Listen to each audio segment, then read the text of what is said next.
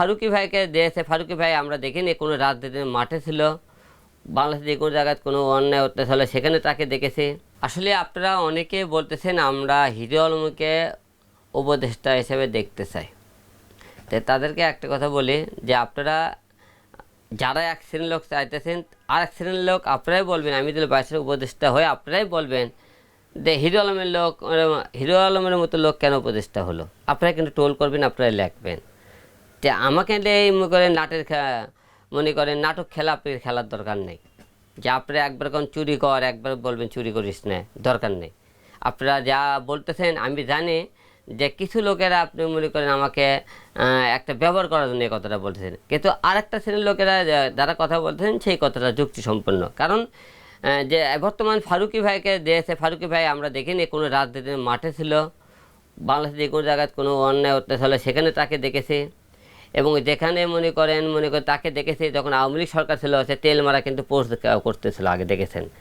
এবং দেখেছেন বর্তমানে মনে করেন ছাত্র যখন আন্দোলন আছে 2-4 দিন সে কিন্তু ফেসবুকে স্ট্যাটাস দিয়েছিল। ফেসবুকে স্ট্যাটাস দিয়ে কোনো মায়ের সন্তানের বুক আটকাতে পারেননি আপনারা এবং কোনো জায়গায় তন্ডে। এবং আরেকটা বিষয় দেখেন, যেখানে আরএফএন শুভ ভাইয়ের মতো লোক বঙ্গবন্ধু সিনেমাতে কাজ করেছিল, সেখানে যদি তাকে বঞ্চিত করা হয়, তার পলটকালে তাকে লাঞ্ছিত করা, এরকম আওয়ামী লীগের যারা যারা যে সংগঠনের সাথে জড়িত ছিল কাজ করে তাদেরকে ধর্ম করেন এরকম অপমান করা হয়।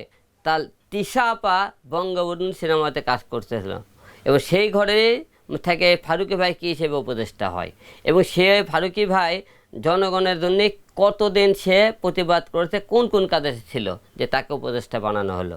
এটা জনগণের প্রশ্ন, আমারও প্রশ্ন সবার কাছে থাকলো আর কি। আপনি কোনো একটা অনুষ্ঠানে বাইরে দেশে গেছেন, 1 দিন 2 দিন 3 দিন 5 দিন ধরছিলেন ওখানে, আমাদের এখানে তো প্রায় 1 মাসের লাগান ধরে আন্দোলন হয়েছে, এতদিন বাইরে কেন থাকলো? সেই দেশের জনগণের জন্য আচ্ছা ধরেন ফারুকী ভাই মনে করেন ছিল না, তার পরিবার থেকে তিশা আপা ছিল, সে কেন মাঠে নামলো না? একজন তো থাকার প্রয়োজন ছিল। আপনি দেশের জন্য কিছু করতে চান, আপনি মনে করেন এখন যারা এখন মনে করেন দেখবেন, ফারুকী ভাইয়ের কথা বাদ দেন, এখন অনেকেই স্ট্যাটাস দিতেছে, তেল মারা স্ট্যাটাস, মানে বিএনপির পক্ষে এখন স্ট্যাটাস দেয়। এখন যখন আওয়ামী লীগ ক্ষমতা ছিল তারা উল্টো দিকে পোস্ট দেয়, বুঝলেন না? এখন মনে করেন যে একটা কেউ না কেউ তো গাঁও বাঁচানোর জন্য একটা কথা বলতে হবে।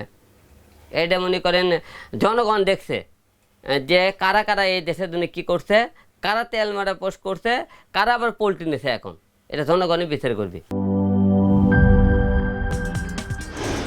কি boss, vital match, tough opponent, tension? Come on bro, অপোনেন্টকে নিয়ে ভাবার সময় আছে। আসল অলরাউন্ডারের কাজই তো হলো যে কোনো টাফ সিচুয়েশনে টিমকে অলরাউন্ড প্রোটেকশন দেওয়া। জাস্ট লাইক মাই টাইলক্স, যার অ্যান্টিব্যাকটেরিয়াল এজেন্ট টয়লেটের কোনায় কোনায় পৌঁছে 99% জীবাণু ধ্বংস করে, টয়লেটের কঠিন দাগ ও দুর্গন্ধ দূর করে টয়লেটকে রাখে ক্লিন আর সুবাসিত। টাইলক্স টয়লেট ক্লিনার, ক্লিন মানেই টাইলক্স।